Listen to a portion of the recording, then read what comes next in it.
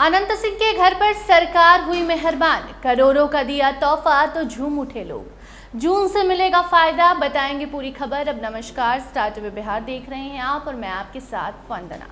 अगर आप सोच रहे हैं कि अनंत सिंह के घर में ऐसी क्या खुशखबरी आई है जिसे आपको हम बता रहे हैं, तो देखिए, अनंत सिंह जनता के नेता हैं। जनता उन्हें भगवान मानती है, मोकामा में उन्हें पूजती है और अनंत भी मोकामा की जनता को ही अपना घर परिवार सब कुछ मानते हैं।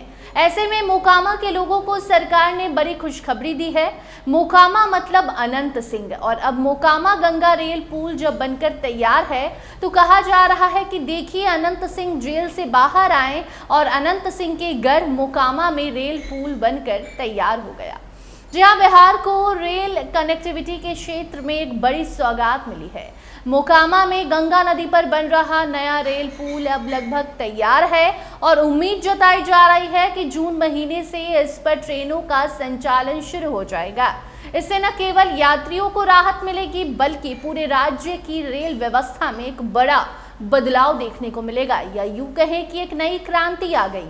हाल ही में पटना के पाटलिपुत्र रेल परिसर में आयोजित एक प्रेस कॉन्फ्रेंस के पूर्व मध्य रेल के महाप्रबंधक छत्रसाल सिंह ने इस महत्वपूर्ण परियोजना की जानकारी दी है। उन्होंने बताया है कि नया पुल उत्तर और दक्षिण बिहार के बीच रेल संपर्क को और अधिक मजबूत करेगा।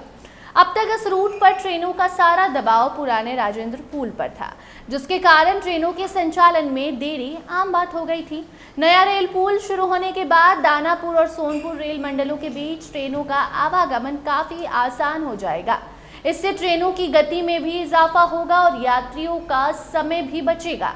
रेलवे अधिकारियों का कहना है कि इस पुल के चालू होने के बाद ट्रेनों की रफ्तार लगभग दोगुनी हो सकती है, जिससे लंबी दूरी की यात्रा और आसान हो जाएगी। इस परियोजना की एक खासियत भी है, ये ROR सिस्टम से जुड़ा है, जिसे झाझा और पटना की दिशा में बनाया गया है। इस तकनीक के माध्यम से मेन लाइन पर चलने वाली ट्रेनों को बिना रोके पैसेंजर और मालगाड़ियों को आसानी से पार कराया जा सकेगा। इससे ट्रेनों की आवाजाही में बाधा नहीं आएगी और ट्रैफिक मैनेजमेंट बेहतर होगा।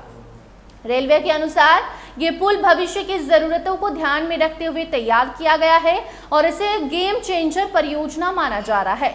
इससे न केवल मौजूदा रेल नेटवर्क पर दबाव होगा कम, बल्कि आने वाले सालों में बढ़ने वाली यात्री और माल परिवहन की मांग को भी आसानी से संभाला जा सकेगा। इसके साथ ही रेलवे एक और बड़े प्रोजेक्ट पर काम करने की योजना बना रहा है।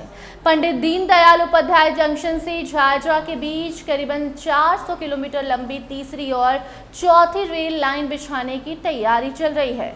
इस प्रोजेक्ट का उद्देश्य रेल यातायात को और अधिक सुचारू बनाना और ट्रेनों की संख्या बढ़ाना है। आपको बताते चले कि इसी योजना के तहत कोइलवर में सोन नदी पर एक नया रेल पुल बनाने का प्रस्ताव भी रेलवे बोर्ड को भेजा गया है। अगर ये प्रस्ताव मंजूर होता है तो ये क्षेत्र की कनेक्टिविटी को और अधिक मजबूत करेगा। काम को समय पर पूरा करने के लिए रेलवे ने पूरे रेल खंड को छोटे छोटे हिस्सों में बांट दिया है। जैसे दानापुर, फतुहा और बख्तियारपुर के उल सेक्शन में अलग अलग टीमें काम कर रही हैं ताकि निर्माण कार्य तेजी से आगे बढ़े। आने वाले समय में इन सभी परियोजनाओं के पूरा होने के बाद बिहार में रेल यात्रा न केवल तेज होगी बल्कि यात्रियों का समय भी बचेगा, देरी नहीं होगी, वेटिंग जैसी समस्याओं से निजात मिलेगा। कुल मिलाकर मोकामा का एक नया गंगा रेल पुल राज्य के विकास में एक महत्वपूर्ण भूमिका निभाने वाला है और ये बिहार की परिवहन व्यवस्था को एक नई दिशा भी देने जा रहा है, जिससे मोकामा के लोग ही नहीं बल्कि पूरे बिहार के लोग काफ़ी ज़्यादा खुश हैं। फिलहाल इस रिपोर्ट में इतना ही। इससे जुड़ी कोई नई अपडेट जैसे आती है उसे आप तक हम जरूर पहुँचाएंगे। देखते रहिए स्टार टीवी बिहार। धन्यवाद।